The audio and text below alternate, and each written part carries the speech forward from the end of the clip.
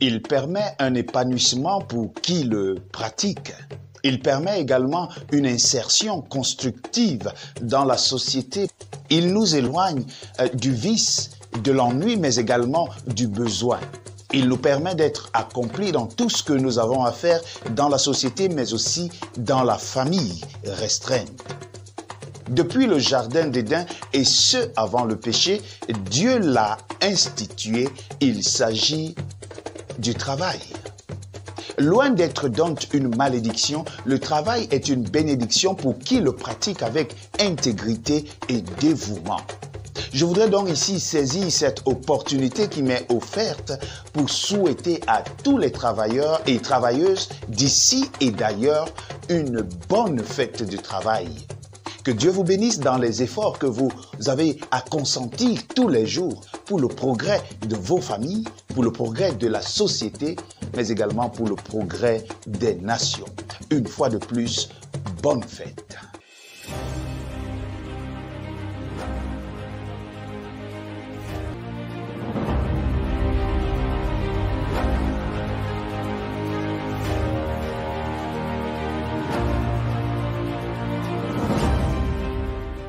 Le travail est donc appliqué à la production, mais également à la création et à l'entretien de ce qui a été produit ou créé. Le travail incite à l'effort, ce qui est tout à fait le contraire de la paresse. Le travail harmonise les liens sociaux parce que dans le cadre du travail, nous sommes appelés à rencontrer toutes sortes de personnes venant de tout horizon. Nous sommes appelés à rencontrer les blancs, les noirs, les courts, les grands, les riches et les pauvres, sans discrimination. Nous sommes appelés à nous mélanger afin de pouvoir rendre service à travers le travail que nous produisons tous les jours. Le travail également nous permet de satisfaire nos besoins les plus élémentaires, mais aussi de pouvoir se projeter dans le futur à travers nos ambitions et les réalisations à venir. Mais à côté de cela, le travail nous donne une identité dans la société, nous permet d'être remarquables au milieu de la diversité d'emplois et de travail qui peut être et qui peut exister dans le monde. Le travail nous permet également d'être autonomes.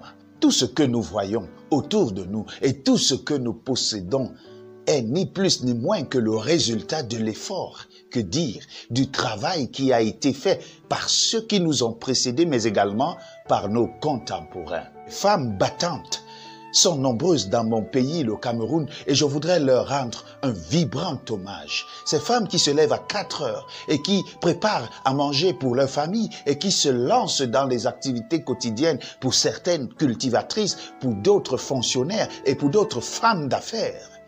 Elles participent à la croissance de notre pays.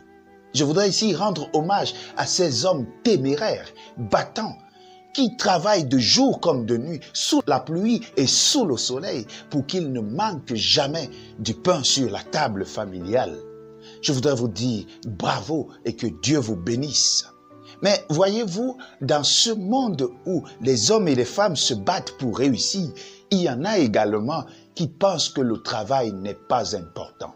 Lorsque j'ouvre ma Bible dans le livre de Proverbes, chapitre 20, le verset 4, il est écrit: à cause du froid, le paresseux ne laboure pas, mais il voudrait récolter. Il n'y a rien. Les paresseux sont nombreux dans notre société aujourd'hui. Les paresseux sont ceux-là qui, au lieu de travailler, se donnent à des jeux de hasard, pensant qu'un jour, la chance pourra leur sourire. Les paresseux sont ceux qui ont décidé de rentrer dans des cercles ésotériques, afin de pouvoir avoir des liasses d'argent sans toutefois avoir à bouger le petit doigt. Les paresseux sont également ceux qui se sont lancés dans le trafic des drogues, dans le trafic d'organes, parce qu'ils ne veulent pas fournir des efforts, ils ne veulent pas manger à la sueur de leur front. Alors peut-être que vous avez entendu parler de la crypto-monnaie. Cette façon qu'il y a à rester derrière son ordinateur, derrière son téléphone et de spéculer sur les fonds. Bref, un travail virtuel pour lequel on est appelé à faire le moindre effort. Mais combien de catastrophes en découlent de ceux qui prônent le moindre effort?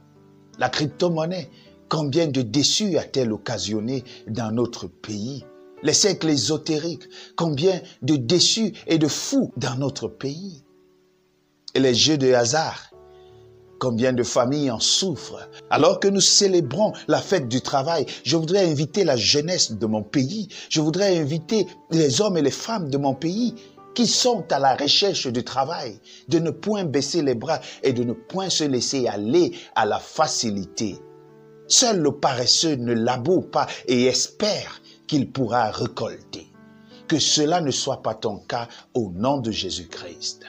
Je voudrais, en terminant, appeler aux autorités de ce pays afin qu'ils puissent faciliter, que dire, qu'ils puissent aider les jeunes gens et ceux qui sont à la recherche du travail, qu'ils puissent les aider afin que ces derniers puissent acquérir, si ce n'est des financements, mais au moins un accompagnement leur permettant eux aussi de participer à la construction de cette nation. Pour toi qui es donc à la recherche du travail, pour toi qui travailles tous les jours dans des conditions difficiles, je voudrais faire une prière. Notre Dieu, notre Père, nous te bénissons pour ce don merveilleux que tu nous as fait, le travail. Donne-nous, Seigneur, d'être loyal et fidèle dans ce que tu nous as donné comme travail. Je voudrais également prier pour ceux qui sont à la recherche de celui-ci. Ouvre les portes, Seigneur, afin que les chômeurs d'hier puissent être les travailleurs d'aujourd'hui, pour que cette nation, pour que ce pays, cette société et que le monde puisse avancer tous les jours dans les services qui lui sont rendus à travers les citoyens qui le composent. En Jésus-Christ, nous t'avons prié. Amen. Que Dieu vous bénisse, bonne réjouissance, mais surtout, bon travail pour la construction de nos pays et de nos nations. Que Dieu vous bénisse. Shalom.